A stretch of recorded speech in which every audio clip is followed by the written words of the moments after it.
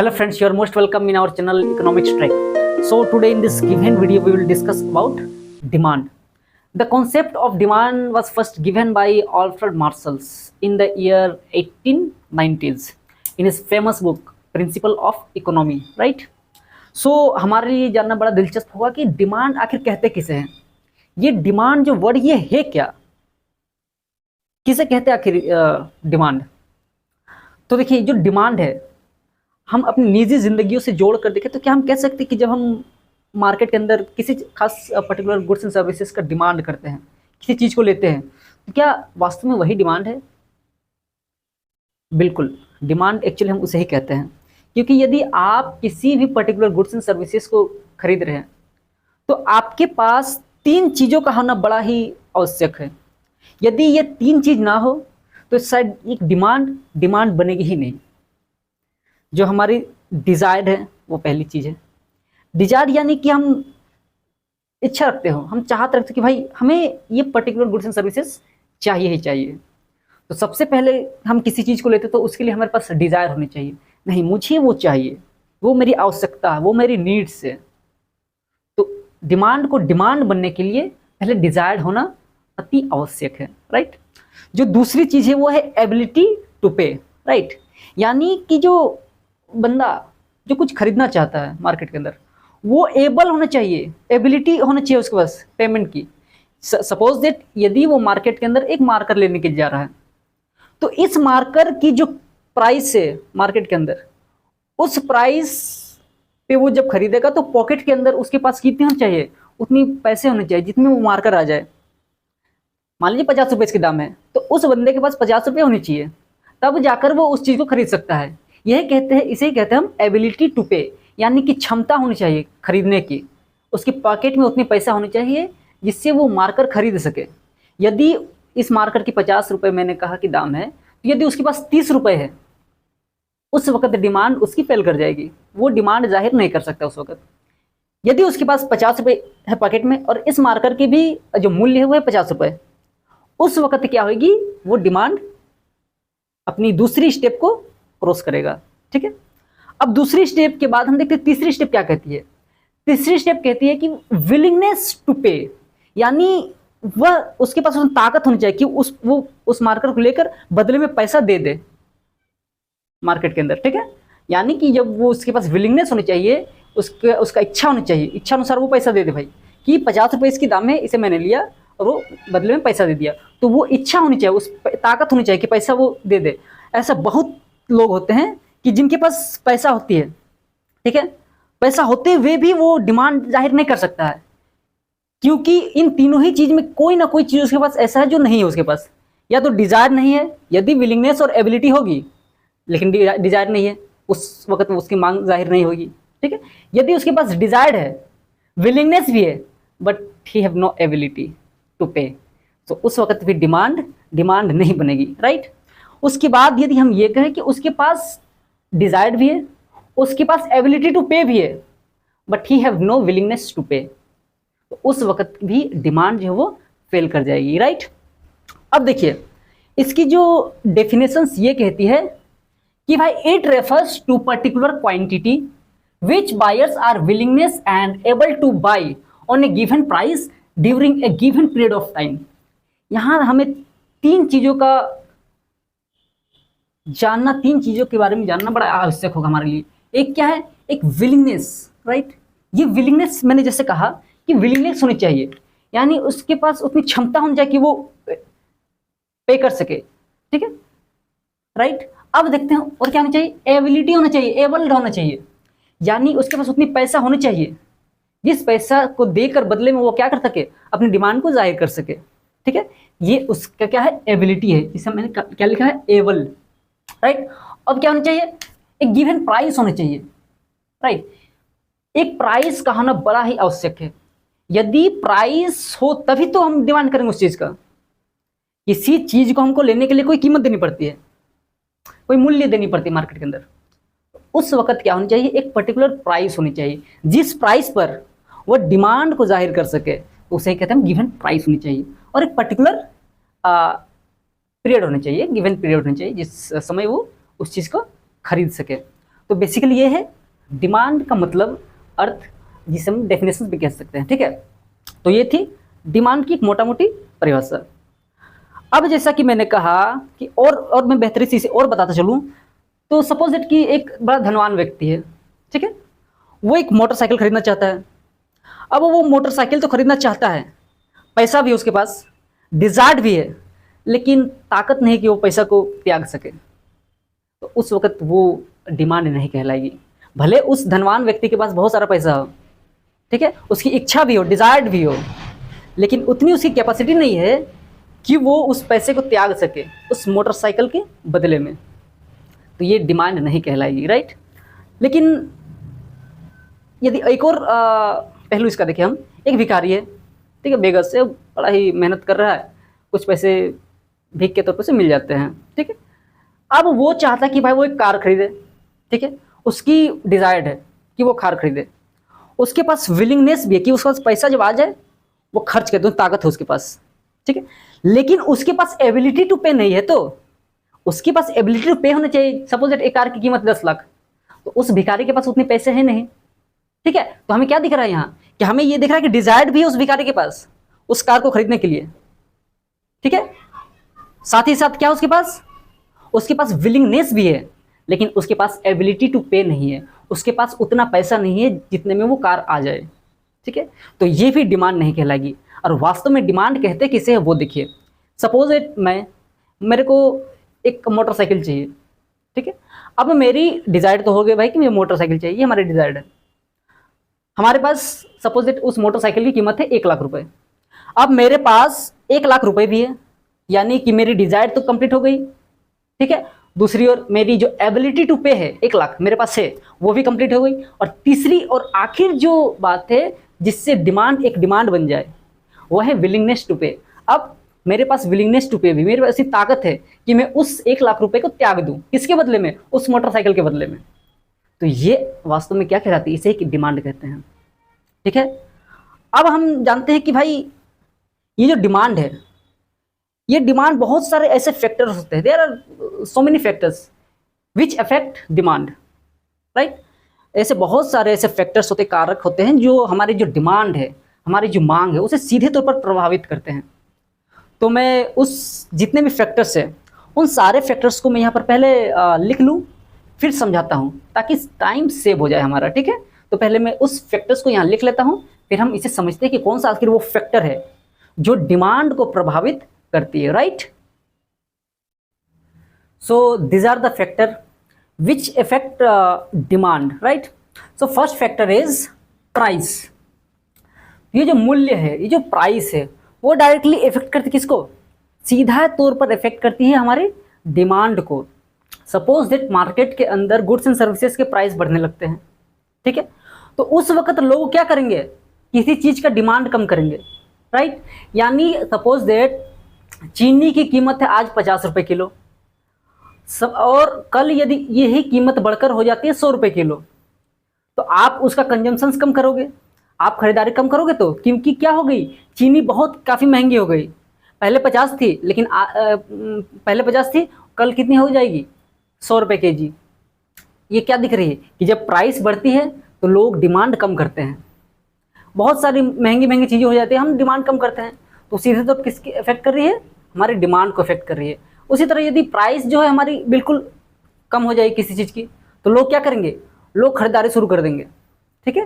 Suppose that जो price है जो मोबाइल फ़ोन की, वो मार्केट के अंदर बिल्कुल कम हो गई।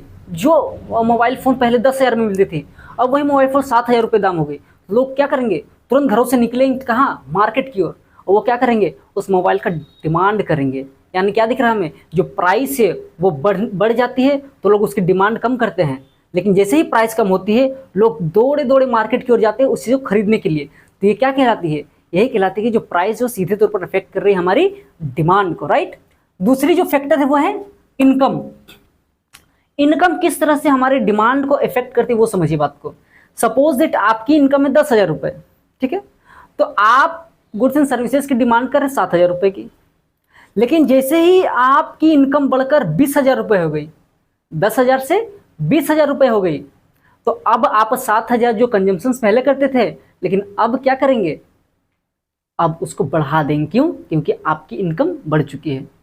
ठीक है, आपकी इनकम बढ़ी तो आप मार्केट में जाओगे और चीज़ों को ज़्यादा से ज़्यादा डिमांड करोगे, क्योंकि आपकी इनकम बढ़ी है। ठीक है, उसी तरह यदि इनकम कम हो जाती है तो आप क्या करोगे? जो चीज़ पहले आप ज़्यादा खरीदते थे, अब क्या करोगे? आप बिल्कुल कम कर दोगे, क्योंकि आपकी इनकम कम हो गई। तो ये इनकम जो भी है हमारे डिमांड को सीधे तौर पर प्रभावित करती है। राइट। हैबिट। ओके, हैबिट से पहले मैं ये बताता हूँ कि जो प्राइस ऑफ रिलेटेड गुड्स है, मैं प्राइस ऑफ, इस हैबिट को समझिए आप, प्राइस ऑफ रिलेटेड गुड, इसे पहले समझ लेते हैं। ठीक है, फिर हैबिट को समझेंगे। Right. Price of related good, price of related goods. ठीक है, ये सर्विसेज के तौर पर भी कह सकते हैं, price of related services. Suppose that जो चीनी है, ठीक है, चीनी की जगह यदि हम गुड़ का भी इस्तेमाल करते हैं, ठीक, यदि चीनी की कीमत काफ़ी बढ़ जाती है लेकिन गुड़ की जो कीमत है वो कांस्टेंट है, तो हम क्या करेंगे? चीनी को त्याग देंगे, गुड़ की ओर आ जाएंगे हम। राइट। उसी तरह जो चाय है एंड कॉफ़ी है, समझिए कि चाय की कीमत जो बढ़ गई तो हम शिफ्ट किधर होंगे? हम शिफ्ट हो जाएंगे कॉफ़ी की ओर।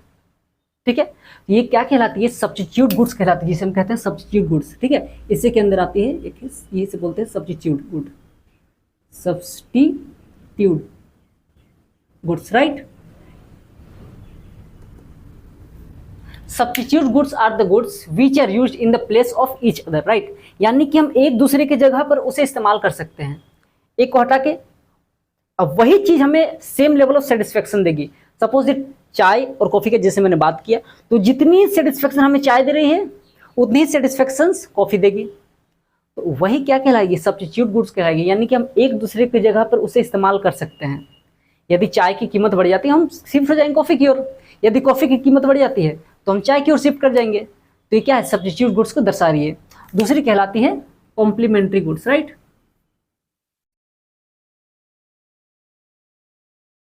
Complementary goods. राइट। अब ये कॉम्प्लीमेंट्री गुड्स कहते किसे हैं?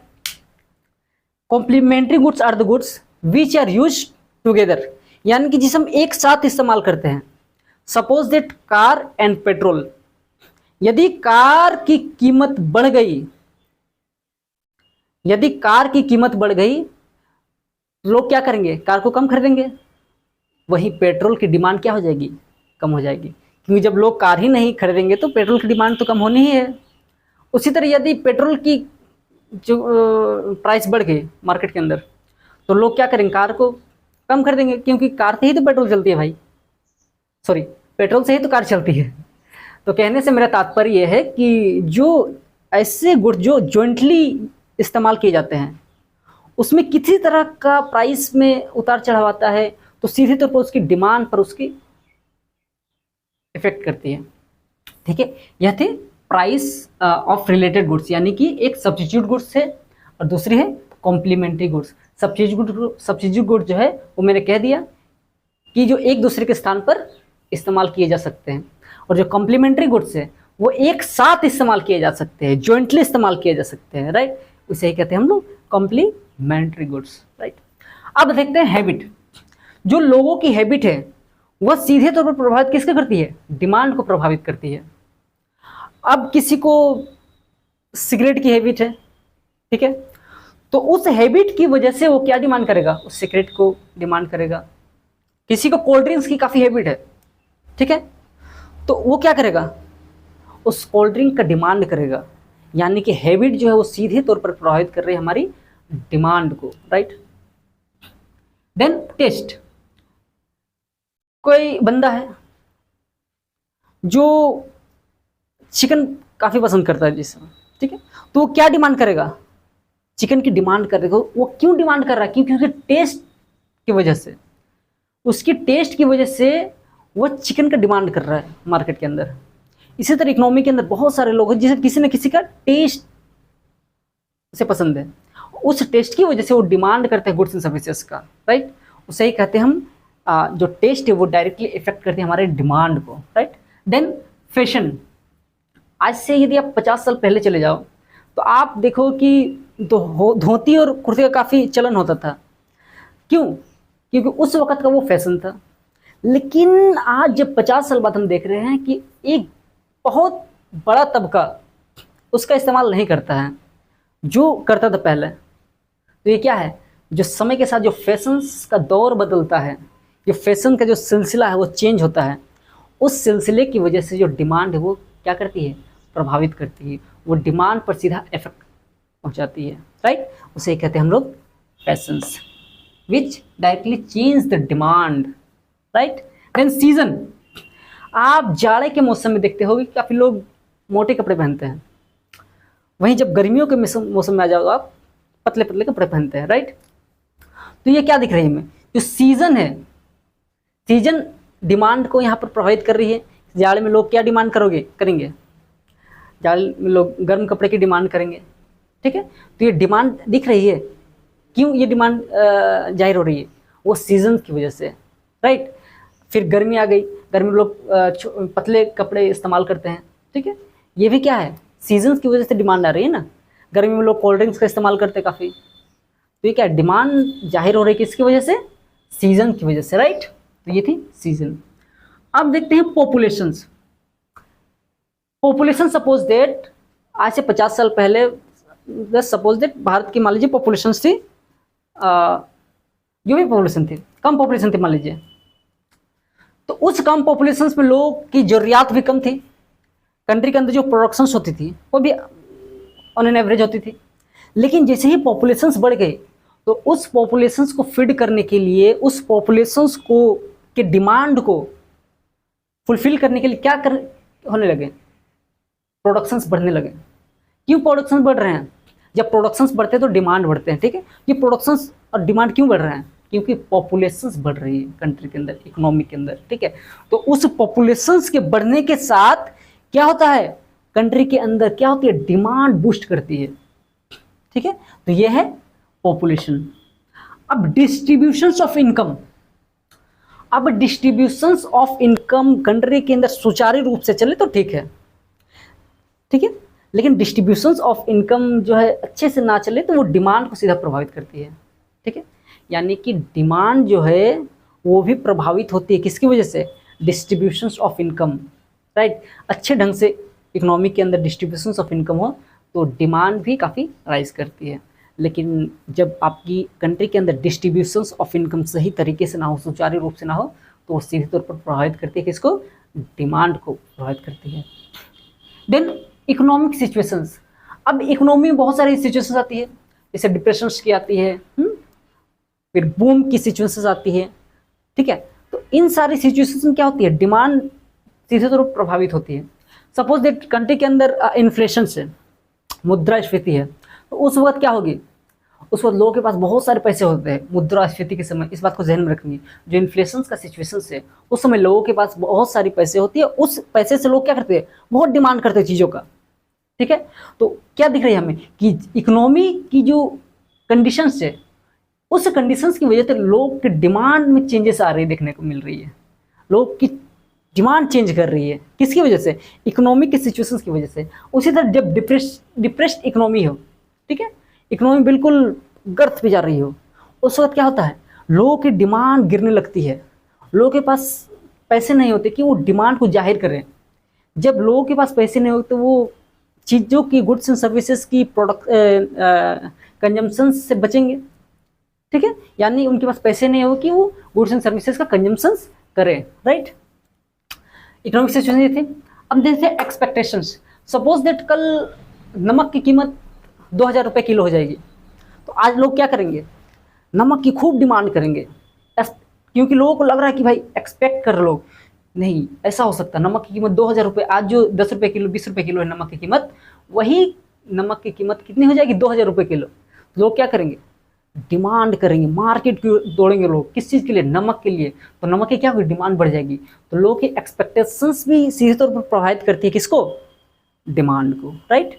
देन इन्वेंशंस, अब नई नई चीज़ों का जब इन्वेंशंस होता है, सपोज दैट एक नई फ़ोन मार्केट के अंदर आ गई, ठीक है, तो उससे क्या होता है, मार्केट के अंदर एक डिमांड क्रिएट करती है, लोगों की डिमांड जाहिर होती है उस फ़ोन के लिए, जो फ़ोन नई नई आई है, अपडेटेड फ़ोन है बिल्कुल, ठीक है। तो वो कहलाती है इन्वेंशंस, राइट है। देन एडवर्टीजमेंट, यानी जो विज्ञापन होते हैं, बहुत सारे ऐसे लोग होते हैं कि जो अपने पसंदीदा जो उसके रोल मॉडल मानते हैं, जिसे वो उनके विज्ञापन से, उनके एडवर्टीजमेंट से क्या होते हैं, प्रभावित होते हैं। तो वो क्या करेंगे, वो उनके जो पसंदीदा एक्टर्स है या फिर उनके जो रोल मॉडल्स हैं, वो जिस चीज़ का एडवर्टीजमेंट कर रहे हैं उस चीज़ को वो बंदा डिमांड करेगा, क्योंकि वो तो उसका रोल मॉडल है, उसने उस चीज़ का एडवर्टीजमेंट किया। एडवर्टीजमेंट की वजह से क्या हो रही है, वहाँ डिमांड एक बूस्ट कर, डिमांड क्रिएट हो रही है। तो एडवर्टीजमेंट की सीधे तौर पर प्रभावित करती है हमारी डिमांड को, मांग को, राइट। तो ये सारे थे कुछ फैक्टर्स जो सीधे तौर पर प्रभावित कर रहे हैं हमारी डिमांड को, राइट। अब देखते हैं कि ये demand and change, quantity demand में क्या अंतर है, यानी demand changes and quantity demand changes, right. तो देखिए, डिमांड चेंजेस हम उसे बोलते हैं जो प्राइस के अलावा किसी और फैक्टर की वजह से चेंजेस हो, डिमांड में परिवर्तन आए, डिमांड चेंज करे। When demand changes due two factor other than price, that is known as demand changes. What I have said? I have said that demand changes due to factor other than price. Price के अलावा किसी और factor की वजह से जब demand हमारी परिवर्तन हो जाए, डिमांड चेंज कर जाए, उसे कहते हैं हम लोग डिमांड, राइट। यानी सपोज सीजन, जैसे मैंने कहा सीजन की वजह से डिमांड चेंज करती है, ये क्या है, डिमांड चेंज आना इसमें कहते हैं। देन फैशंस की वजह से, टेस्ट की वजह से, तो इन सारी कारणों की वजह से जब डिमांड चेंज करे उसे कहते हैं हम डिमांड चेंजेस। लेकिन जब हम बात करें क्वांटिटी डिमांड चेंजेस की, तो क्वांटिटी डिमांड चेंजेस में when quantity demand changes due to price only, जब प्राइस की वजह से, मूल्य की वजह से मार्केट के अंदर डिमांड चेंज कर रही है, उसे कहते हैं quantity demand changes. Any problem? Hope so कोई प्रॉब्लम नहीं होगी, ठीक है। तो समझ गए हम कि तो आज इस वीडियो के अंदर बस इतना ही। फिर किसी वीडियो के अंदर आपसे मुलाकात होगी, तब तक के लिए थैंक यू, धन्यवाद, शुक्रिया।